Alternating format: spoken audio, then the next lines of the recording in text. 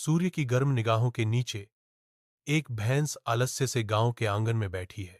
एक मुर्गी इधर उधर घूमती है, शांत वातावरण को लगातार चोंच मारती है और कूकती है।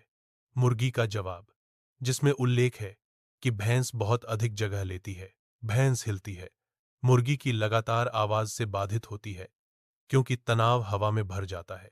हलचल भरे गांव के आंगन में किसान अपने दैनिक कार्यों में लगे हुए हैं, जबकि एक मुर्गी और एक भैंस आपस में झगड़ते हैं। अचानक एक बड़ा सांप किसानों को दिखाई दिए बिना आंगन में रेंगता है।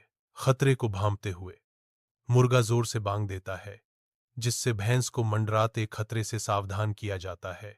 गांव के आंगन में भैंस के शक्तिशाली पैरों की धमक सांप में डर की लहरें भेजती है, जो जल्दी से पीछे हट जाता है। मुर्गी और भैंस के बीच एक मौन समझदारी होती है।